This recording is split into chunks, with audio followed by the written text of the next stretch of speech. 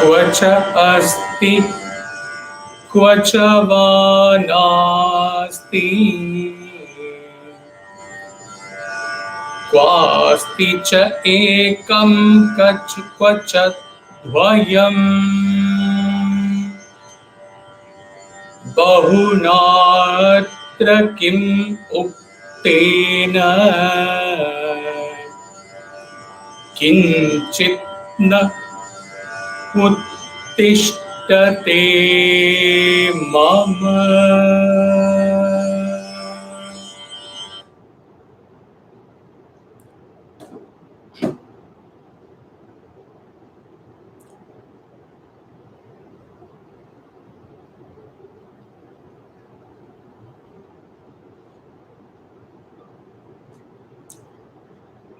Where is existence?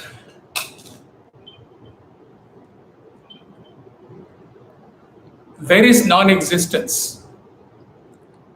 Where is unity? Where is duality? What need is there to say more? Nothing arises from me. So this is the last verse. This is the stage where, like in Srimad Bhagavatam, the Rishi, after sharing the entire Srimad Bhagavatam, leaves Raja Parikshit and goes, having known that before his physical death, Raja Parikshit has attained Sayujyam or attained moksha. Similarly, here this is the stage where the Guru says, I don't have to say anything more, nothing arises from me. And then the stage where Ashtavakra leaves Janaka. Moksha Gita, in the last chapters, this is the stage in every Vedanta treatise where it is a dialogue between a Guru and the disciple.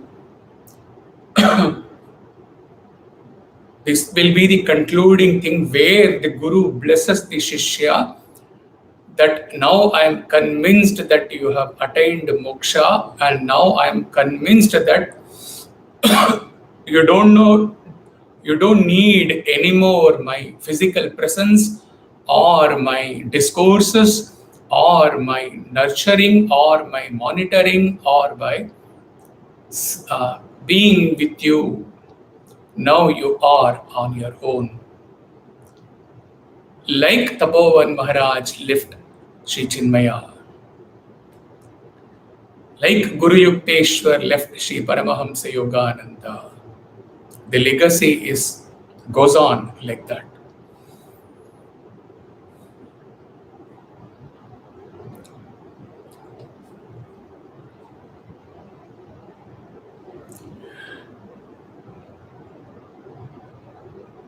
Neither existence nor non-existence is interpreted in many ways. Usually, intellectual scholars will interpret in the terms of creation, existence of creation or non-existence of creation. That's what comes to our mind also when the creation exists, the creation does not exist. Right? Now, it's a very subtle subject. So let us look into, from the Advaita, pure Advaita perspective, what does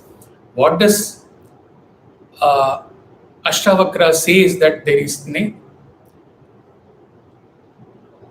neither existence nor non-existence. Kvacha asti, kvacha va nāsti. We will directly pick up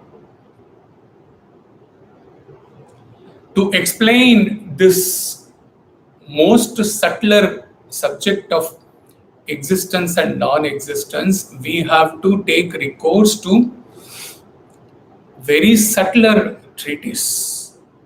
A normal treatise will never be able to explain this. To the extent whether a seeker would clearly understand or not, with this thought, maybe Chinmaya also leaves one line on this in his commentary.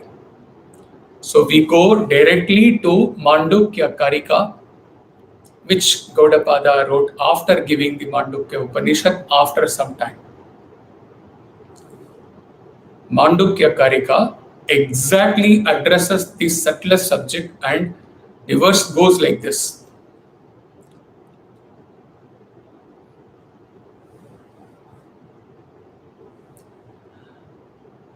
Asti nasyasti nastiti nasti nastiti va punah chala stira ubhaya abhavai eva avrnoti balisha. Childish persons veil truth by predicating on it such attributes as existence, non-existence, existence and non-existence, and absolute non-existence, derived respectively from their notion of the apparent, the permanent, combination of both, and absolute negation.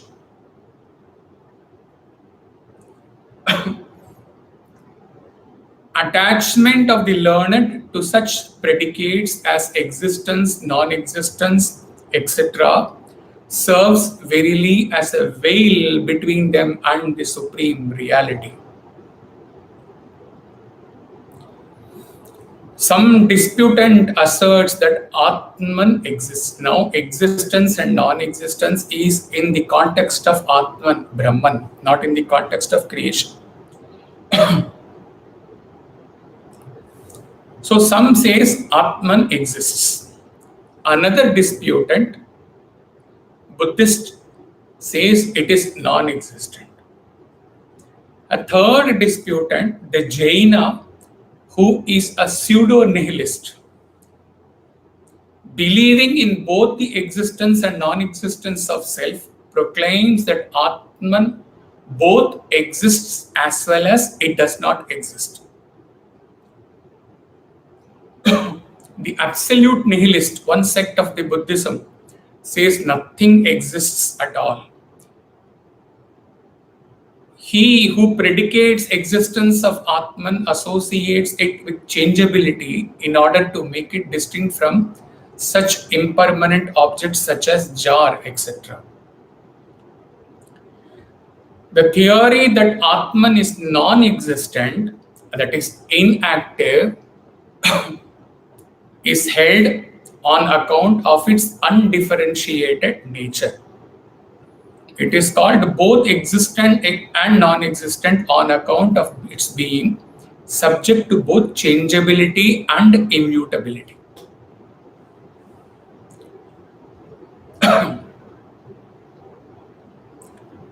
Non-existence is predicated of Atman on account of everything ending in absolute negation or void.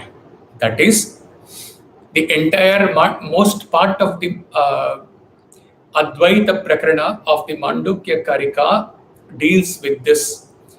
It is all, we can't say attack, it is all answer, assertive answer to the Buddhism, where they said that before creation it was void.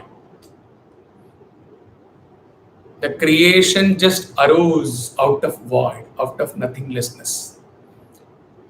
Gaudapada refutes this,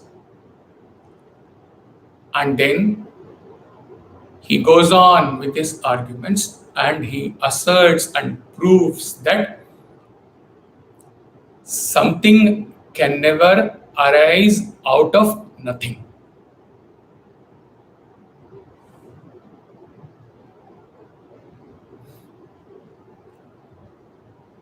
To the extent he says, when you say Atman does not exist, note this carefully. All Vedanta students who have come to a level, when you say Atman is not existent,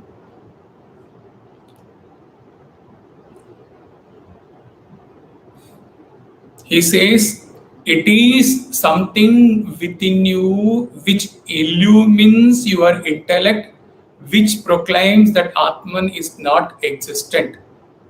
And without that something within you, your intellect cannot be illumined. Know that illuminator as Atman. Right? So all the four classes of disputants asserting existence, non-existence, existence and non-existence, and total non-existence, derived respectively from their notion of changeability, so immutability, combination of both and a total negation, reduce themselves to the Balisha, says Mandukya Karika, reduce themselves to the position of the childish, devoid of all discrimination, and by associating Atman with all these illusory ideas, kalpana, cover its real nature. If these so-called learned men act as veritable children on account of their ignorance of the ultimate reality, what is to be said regarding those who are by nature unenlightened? Those who do not know about the subject, what they will say if those who have known the subject are telling that Atman exists, Atman does not exist, it exists and it does not exist and it does not exist at all. Let us see if Chinmaya's commentary has anything to add to this.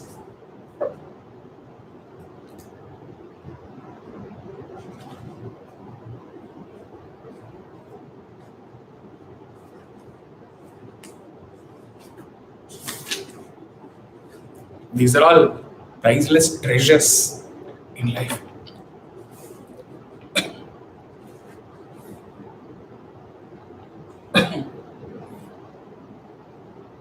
He deals with all these four sects of philosophy in detail, which we don't have to go in that detail.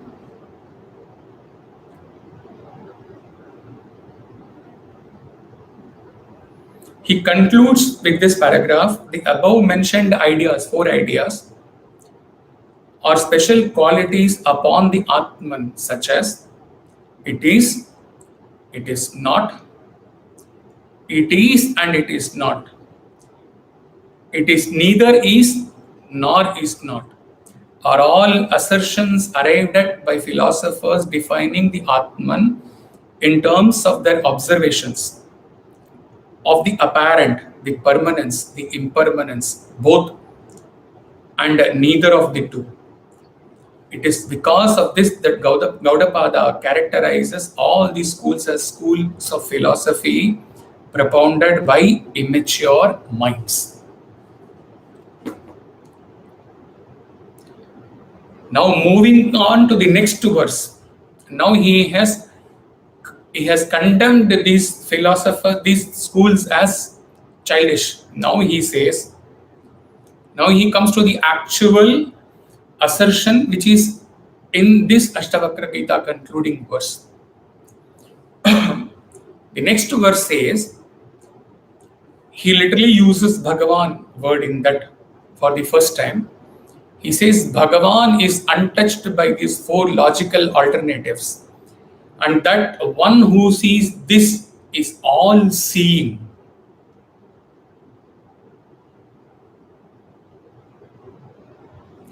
Bhagavan abhir aspashtitah yena drishta sa sarva drik. That is, by the passion of these four alternative theories, The Atman remains ever concealed.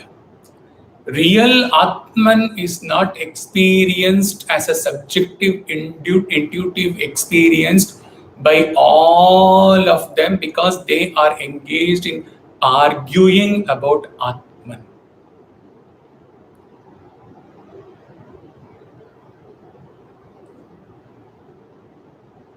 A saying goes, to define Brahman is to deny Brahman. Something like that, essence.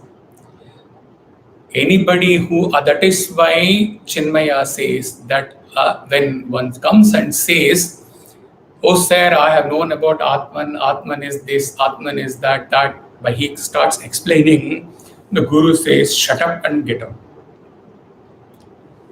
You, please quieten your mind, shut up, and get out of all this logics, all your intellectual perception of Atman. Shut up and get out, and then go to the cave and then meditate again. That is what the Shishya does in the Kena Upanishad after he is ridiculed and condemned by the Acharya, who says that if you say so, I fear you have not realized. Then he goes and then he comes back and says, and then the Acharya accepts milestone session, Kena Upanishad.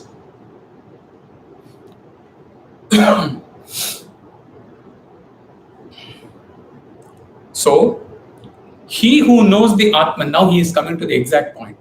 He who knows the Atman as untouched by any of these theories is the seer of all, is the seer of the absolute, omniscient. Shankara explains in this context that the Atman, the Lord Bhagavan, kept concealed by the conclusions of those who try to understand Atman by means of the four alternative theories,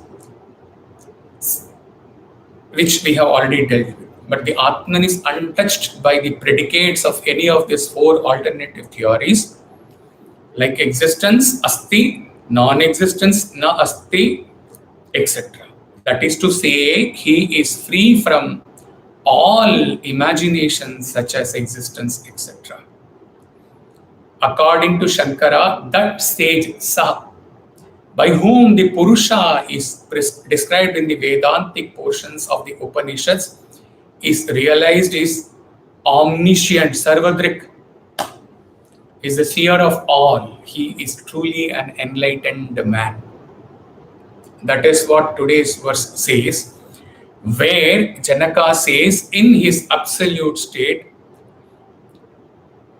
when he says there is no existence or there is no non-existence, what does it mean?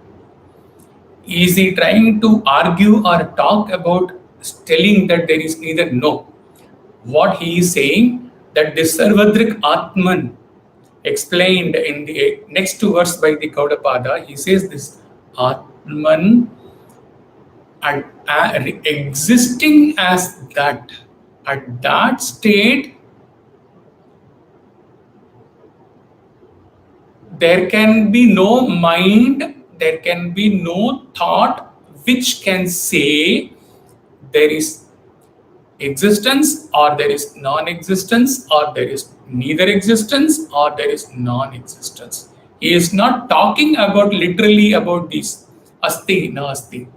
He is telling at that state, because this is the concluding verse, na guru naiva shishya, the guru has to part by tapping the Shishya on his shoulders and embracing him and telling that you are Satchitananda Rupa, Swarupa now.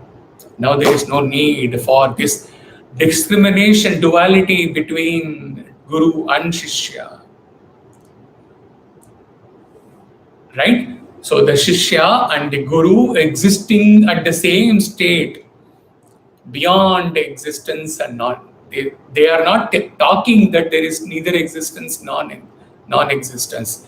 They are at that transcendental ultimate existence where there is no discussion, there can be no mind, no thought on all these things.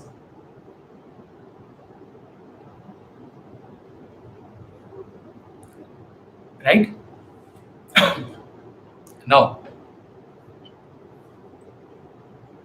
next is Ashtavakra says that neither duality nor non-duality.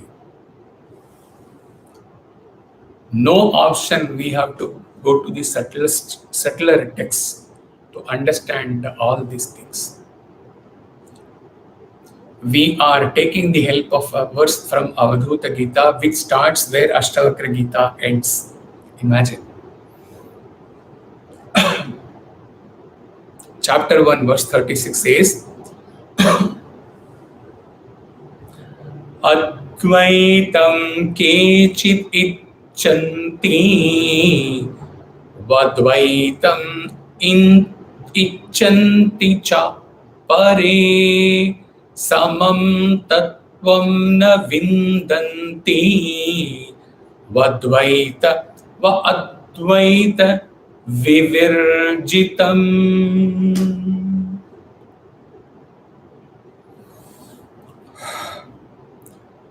To speak of non-duality infers the existence of duality. Duality does not exist outside of the mind. It exists in perception alone. The self is both beyond duality and non-duality, because it is the eternal one without a second. It is the single existent factor in reality. In spite of appearances to the contrary, there is nothing other than it. So, for the enlightened, talk of duality and non-duality is redundant. First line says what? To speak of non-duality infers the existence of duality. This has been explained few or many times to the old time sadhakas, taking the example of heat and shelter under a tree, cool. When we describe about coolness, hidden somewhere is the heat. The coolness by itself has no relevance if there is no heat at all. Then that would be a normal temperature, that will be a normal existence. We say, aha, I have reached, I am sitting and relaxing under this huge banyan tree. Okay, it's so cool. Or we say, moonlight, it's so cool, Chandrama, it's so cool. Why do we say so cool? Because we are experiencing the heat during the daytime. There is a duality, so we are saying cool, referring to cool. Similar way, Acharya says here, to speak of non-duality infers the existence of duality. Correct?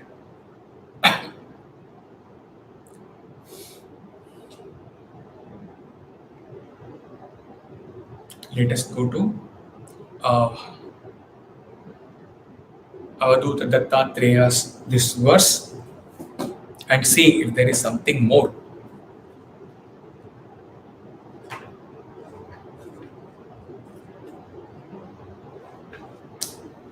In 2010-11, when that Mumuksha was on fire, one by one, all these Vedantic, advanced, super advanced, subtlest treatises were ordered, and then all of them got one by one. This is the only treasure he has in life. Nothing else.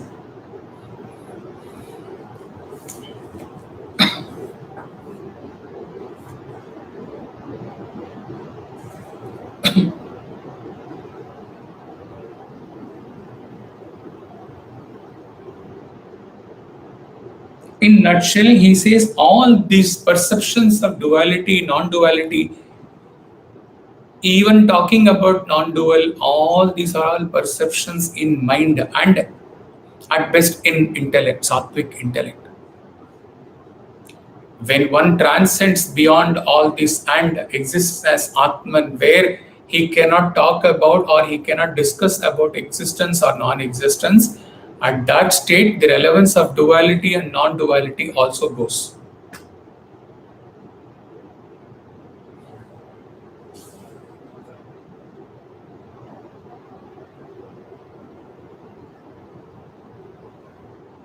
He says, mere intellectual knowledge is of no use. It can clarify one doubt, but it can provide answer to some doubt and is equally capable of creating a new doubt. Because the mind itself is breeding place of doubt. Its peace is temporary. So, one who transcends mind, for him there is no duality, no non-duality either.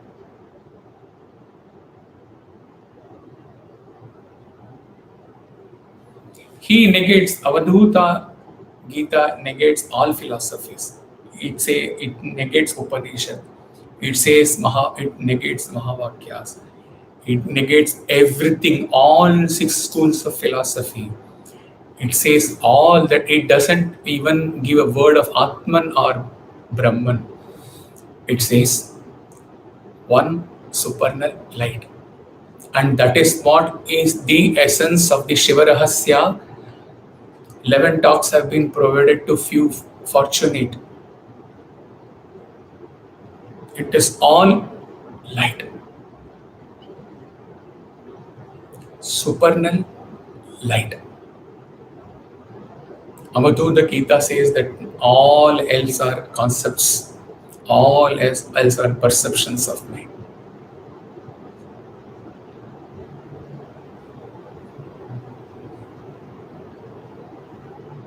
He says the like in Nirvana Shatakam, all the negation is all required only when you have not settled at that absolute state, beyond existence, beyond non-existence.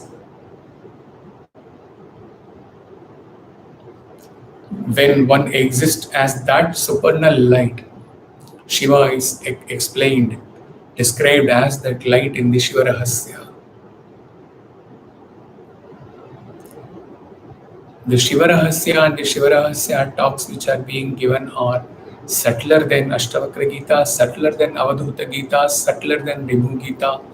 Needless to say, much infinitely subtler than Bhagavad Gita.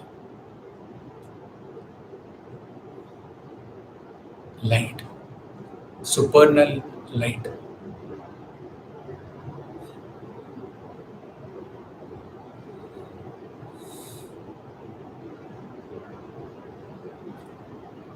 Existing as that light, one has to come down to describe about that light as all-pervading, ekam, purusha, purnam. All these are lakshanas. But when you are there,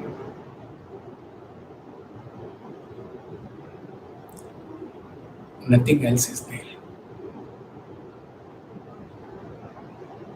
All concepts are gone. Upanishad is gone. That is what Avadhuta Gita speaks about.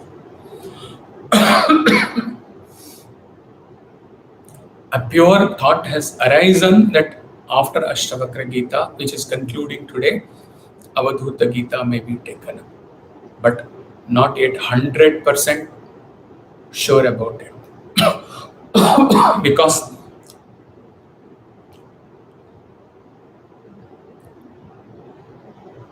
it requires such level of seekers to absorb it. Maybe he can give it to the world before leaving the world. So 20 years, 30 years, 40 years, 50 years, someone takes it. Not sure, but it has arisen within.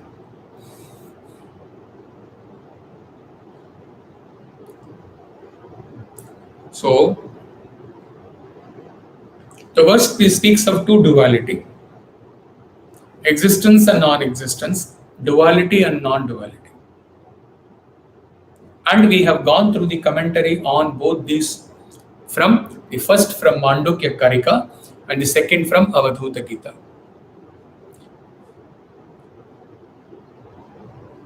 Leave all these things. If any of the seekers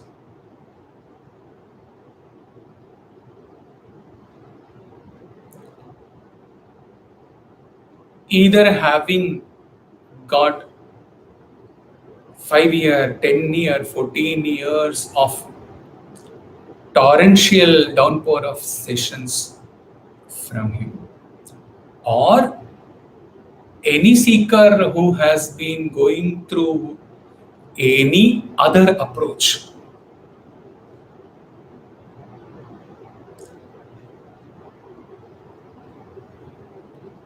taking a living or a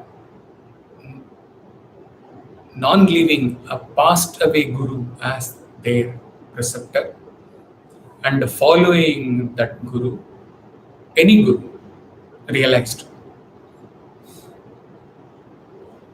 Simple, when such a seeker has started getting glimpse of that absolute, not absolute, that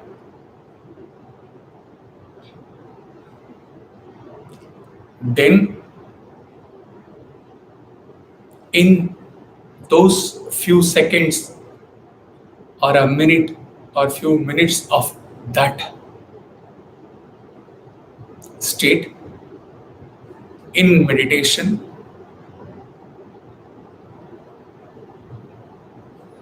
after one opens eyes after that meditation, that is, the glimpse has been experienced. Meditation, if you may say so, is over. Eyes are open, but yet they have to get into the world. They have not started facing world, or they have not seen anybody. So that impact is fully there even after the eyes are opened. Then they can ask the question, was there any relevance of existence, non-existence, neither existence nor non-existence, duality, non-duality, all these things, was there any relevance when the existence was that? Maybe 30 seconds or 1 minute.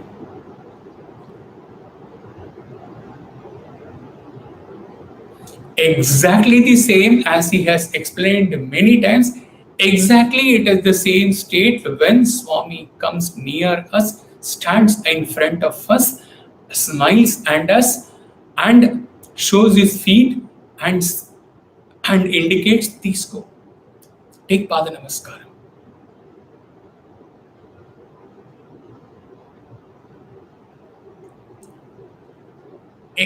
Living in though, experiencing whatever you had experienced in those moments, when you go to canteen for that filter coffee, you have to ask yourself, existence, non-existence, duality, non-duality, was there any relevance at those moments? This is where bhakti meets jnana and both come together. There is no difference.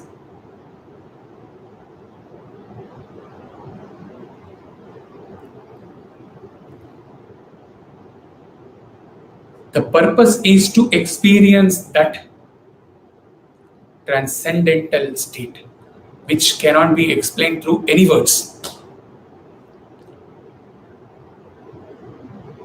You cannot say it as a state of non-dual self. When you say, just now we talked about heat and cold. When you are talking, I experience non-dual self, that is somewhere in the back of the mind, duality is there. Otherwise, why should you use the expression non-dual self? So nothing is there.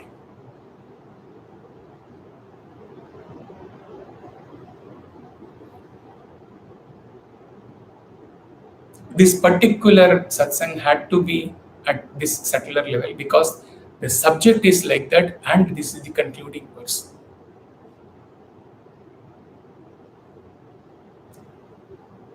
Even advanced seekers have to listen to this 1, 2, 3 times to absorb this really.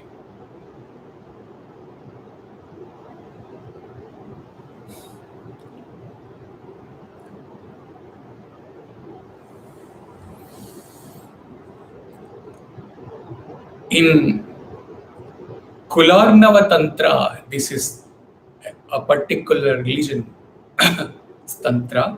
We are not getting deep into it, but we have been referring to Shivarahasya Shiva. So in a dialogue with Parvati, what Shiva is telling in this Tantra, some wish me to be Advaita and others wish me to be Dvaita. He who knows me in essence is free from Dvaita and Advaita, which is the expression in today's verse. Exact expression. In the verse, Janaka says, here Shiva says. The existence, he drew a chart and then gave to the seekers, maybe in 2012, 13. He says, Jivan Mukta, Ishvara. And he says, what are all the common things? And what are all uncommon things between the two?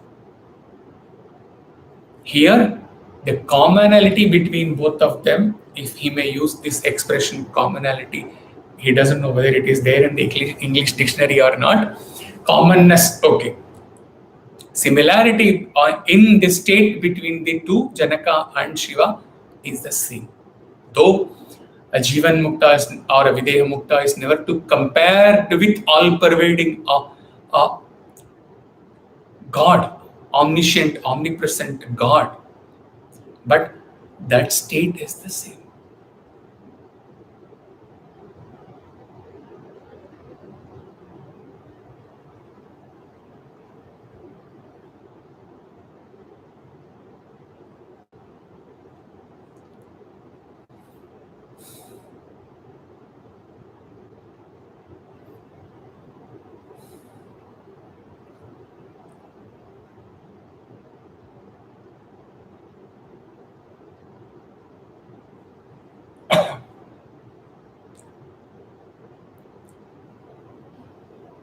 Shall we conclude the satsang with few verses from Ribhu Gita?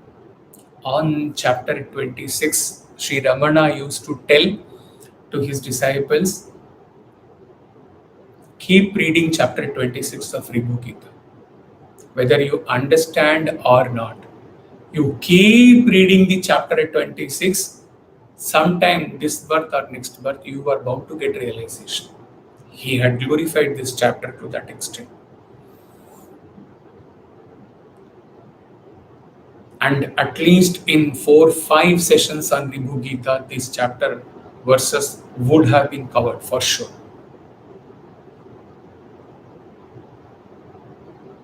They are not all available in the YouTube, only in the Google Drive. Which I think, like Gopal and Mama of Puttaparthi used to say, that Swami asked him to buy Satya Sai Speaks all volume and start reading it. Of course, he had not paid much particular attention to that. And next time he walks in, at those times, free access to Swami. Uncle goes and then he stays near that State Bank of India,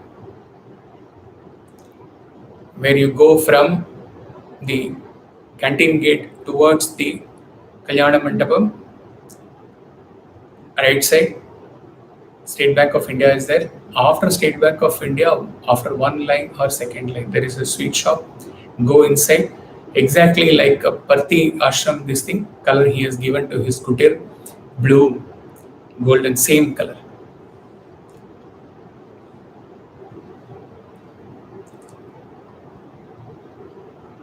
One or two sadhakas who are In the group in which this link is given, they have visited along with him, and one or two who have not in the group, they have also visited along with him. Gopalananka. So next time he goes to there, visit Swami, Swami is asking, at least are you dusting those books properly, frequently? Otherwise they may catch dust. That is the way Swami is communicating that you are not taking it seriously. So, imaginatively, one has to open that Google Drive in the phone or the iPad and to dust them only now. Don't think anybody is referring to it anymore. The relevance of all those sessions given from 2011 to 2018, 2020, when the YouTube started, I think those are all gone. Hundreds of sessions.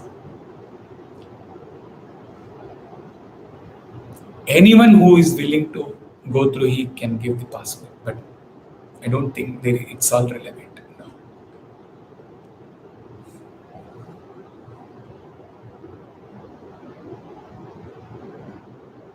The relevance of Guru Shishya Parampara is fading away as Kali reaching its advanced stage.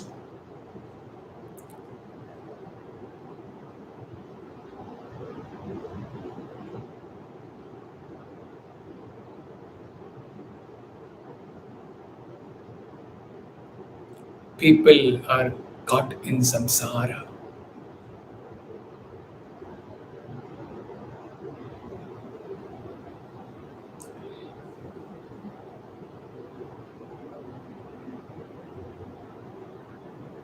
Like it itself creates the cobweb out of its saliva and gets stuck in that, unable to come out. Similarly, we create the samsara for ourselves and we get stuck in that. We are unable to move an inch from there. This is the impact of Kali, where Guru Shishya Parampara, or except for some in the Himalayas, those are all cases of celibates who have left the world and then gone and taken the initiation and staying there and taking up these spiritual teachings from their masters. But in the Grahastha life, there is hardly any relevance of any guru's teachings anymore. It's sad truth, but this is the truth. The guru passes through different phases and then gets into silence. Initially, it happens to every realized master. When one realizes, then that joy, the realized master wants to share with the whole world, and he wants everyone in his world, small world, to experience what he has experienced, because he knows that if they experience, they would know that there is nothing beyond that to be experienced, to be attained. So initially he goes through that excitement phase where he wants to share. This goes for some time, and then the master goes through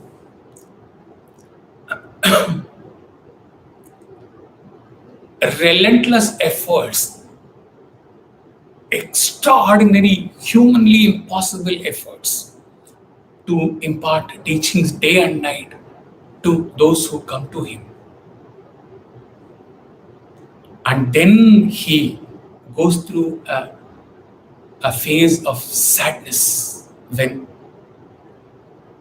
most of them leave and a few of them there, and a few of them also unfortunately are still being grahasthas, are not able to balance between their grahastha dharma duties or attachments or whatever. Settler vasanas, being in the grahastha ashrama, dealing with the society on one hand, and the Gurukula and the teachings, Shravana, Manana and Vidyasana on the other hand. He goes through this process of sadness. This remains for a long time. And then he settles in deep silence.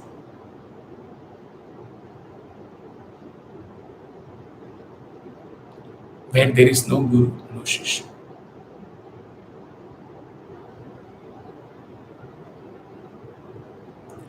He would be selflessly giving in general to the whole world.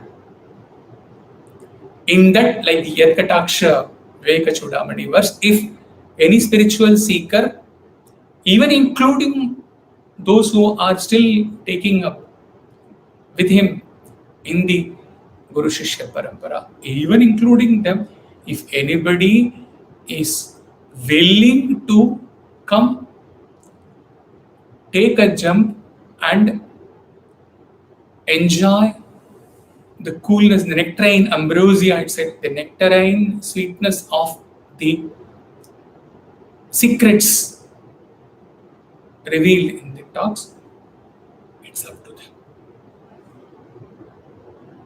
Nobody, okay, still okay. God has given him, so he returns to the world and he leaves. He passes away, he dies.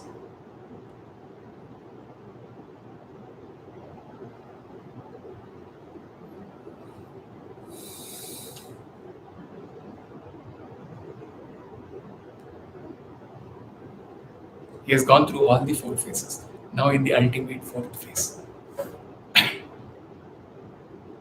We will end up with a couple of verses from Vibhu Gita, which in essence captures the essence of all that has been talked till now, and which captures the essence of the entire Ashtavakra Gita. Chapter 26, recommended by Sri Ramana. That in which all meditation is merged, in which all yoga is obliterated, in which all ignorance is dead, in which all knowledge is nullified, in which there are no interactions involved, and which is the state of absolute truth, by the very firm conviction that I am that, be in the bliss of ever being that itself. The expression is only that.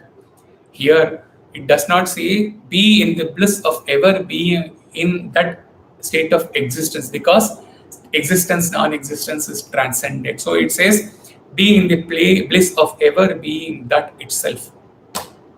Finished.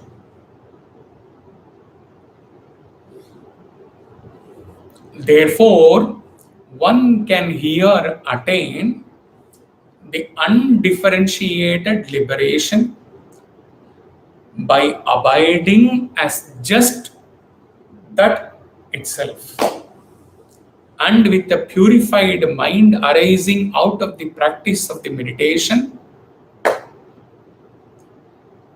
that whatever is known is Shiva, the light, and that Shiva am I. If he were in that 3rd stage, he would be feeling very sad that why only 1 or 2? Why 10, 20, 30 cannot take these Shiva Rahasya secrets? But he has grasped them. Because everything evolves in the creation. Even the Guru has to evolve in the context of giving to the world.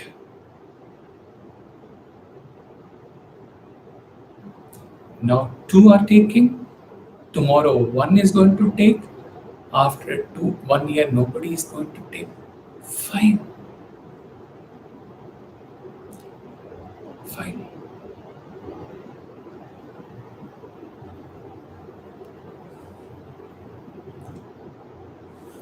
Whatever stated here is the truth. Thus the sage Ribu explained in full to Nidaga, the abidance in the true state.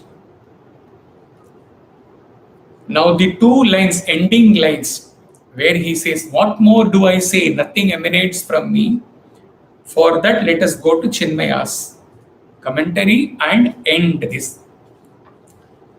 The talk, end this Yajna, Ashtavakra Gita Yajna, supreme Yajna. Whether anybody else is benefited or not. He lived through the Ashtavakra Gita, almost spent, truthfully, he spent about 8 hours a day while he stayed in Bhiwadi in those 6-8 months. And then again, he relived verse by verse from September 23 and up to now, December 2024. 20 chapters. Maybe he has not counted some chapters. 19th chapter and all has 18th or some chapter and all has 100 verses. Maybe 1000 verses. Don't know. He has enjoyed thoroughly. Capturing each verse, not leaving a single verse and leaving it to the world of seekers of today, tomorrow, day after tomorrow, after 20 years. They don't have to go here and there for the sequence verse-wise Ashtavakra Gita commentary and meditation. All is available in one place. They click one talk, they can then go back and then start from chapter 1, first talk.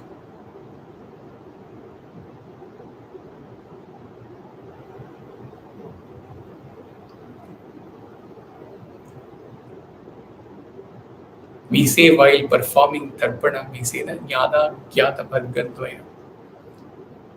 Similarly, known unknown seekers.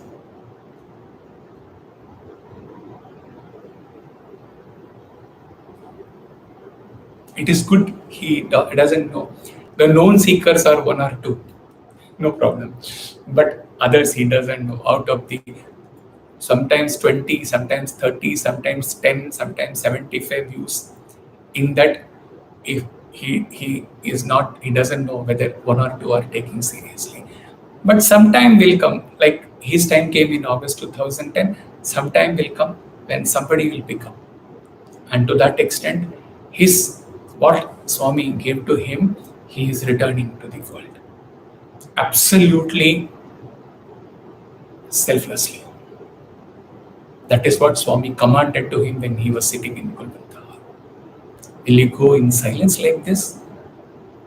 Whatever I have given to you, you will not give anything to the world. You will take everything and then you will leave the world. Is it not selfishness? So he can look into the eyes of Swami if he has to ever face Swami as Satya Sai or Prema Sai or in the vision.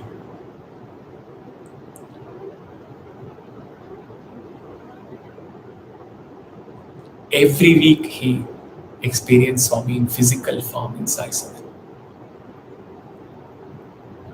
He doesn't publicize all these things every week, including Thursday.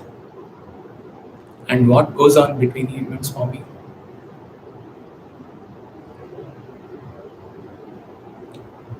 Neither can he express, nor will the world understand. The world may ridicule, oh, he is a fool, stupid fool, he is just in hallucination, he is thinking something and then bluffing something. So, quiet.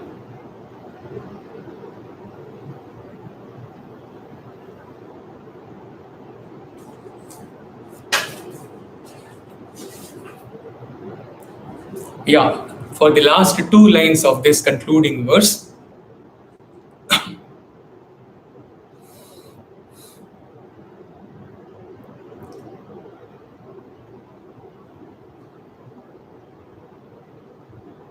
having thus indicated through a double process of denial and assertion, the state of selfhood, all through the 14 verses of this chapter. Janaka feels exhausted.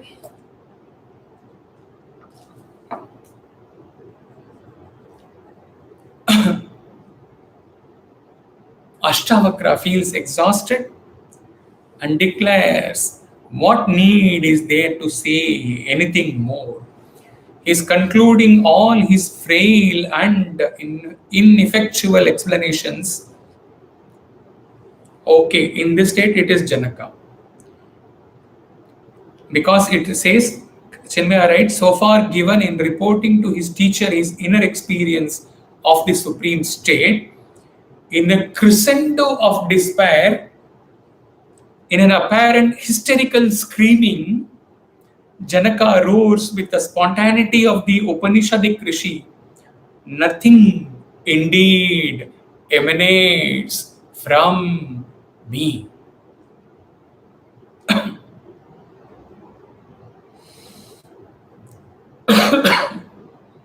The statement is no doubt repeatedly endorsed by many solid passages in the entire Upanishadic literature, but nowhere in this is this brutal truth so vividly expressed and so courageously declared ever before as we read it in the Ashtavakra Samhita concluding verse today. I am not Acharya. If you know, I'm sure you will know, you peep through. I know you have the power and you have the purity to peep through and know my heart inside out and know what is there inside me. If there is still any stupid ego or stupid vasana or anything hanging around inside, or I have been rendered pure, whether I have realized, whether I have not realized, other than you and God, nobody else is going to know. Okay? So, I am not able to tell anything, say anything, nothing emanates from me, Acharya. And without saying this line, this is implied line that nothing emanates from me, you know thyself, O Reverend Guru.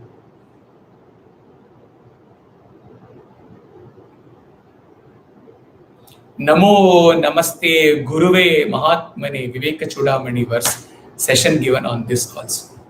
Those who have got, they would have forgotten. Might have forgotten.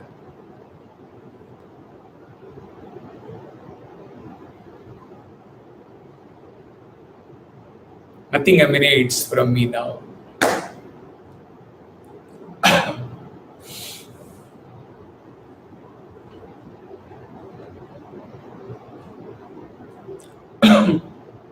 As a mystic philosopher, Ashtavakra is to be recognized, if not as father, certainly as the guardian spirit of the supreme Advaitic theory of non-origination, Ajatavada. Later on, it was left to Sri Gaudapada to elaborate this theory in his Karikatu Mandukya Upanishad. How many sessions he has covered this Ajatavada?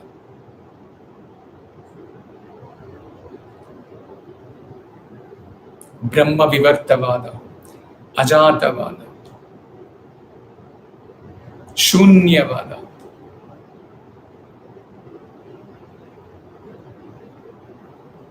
In the creation session, it is there.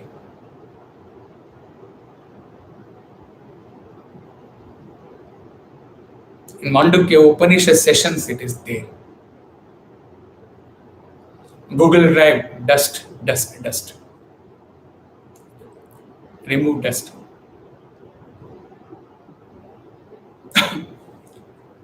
Yoga Vasishtha has also elaborated upon this absolute standpoint from wherein nothing has ever emerged in all the three periods of time, three states of consciousness.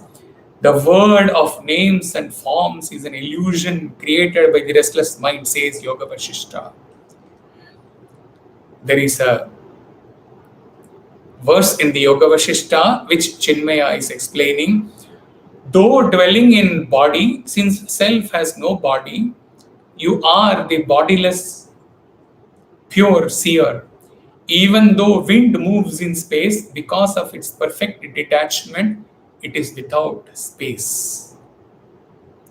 The ultimate truth is the transcendental reality, and certainly it should be ever beyond all empirical speculation, such as existence or non existence, or duality or non duality. It is not to be reached through the intellect by its reasoning, but it is a state to be arrived at only through man's intuitive insight. To cultivate this intuitive insight, all other sadhanas are necessary. Acharya Chinmaya concludes his commentary on the 20 verses. Again, a session on this has been given.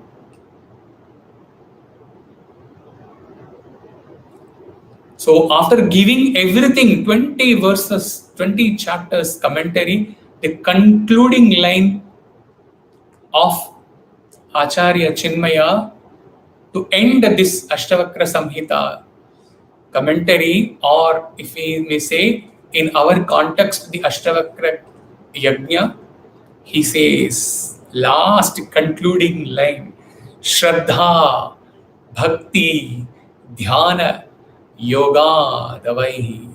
Through faith, devotion, and meditation alone, you come to know yourself wholly.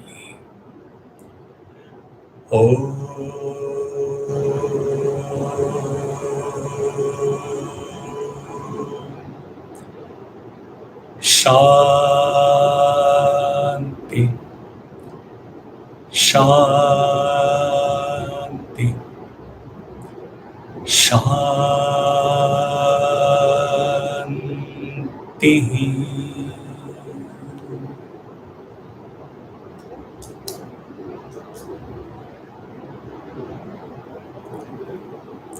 Let this verse by verse Ashtavakra Gita Yajna commentary or talks are sharing on the 20 chapters available in the YouTube channel. Be there to serve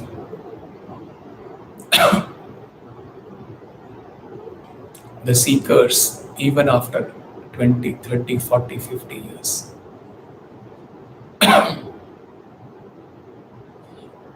Hope the YouTube will survive, will be there forever.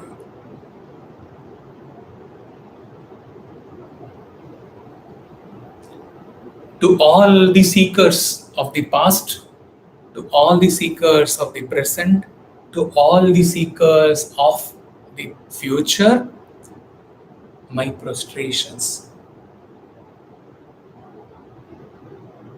Knowing fully, being aware fully that no matter where you are in your spiritual evolvement, you are that embodiment of truth, embodiment of divinity.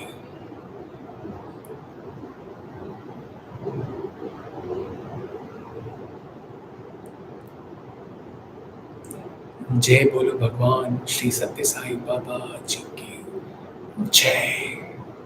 Hari ओम तत्सत.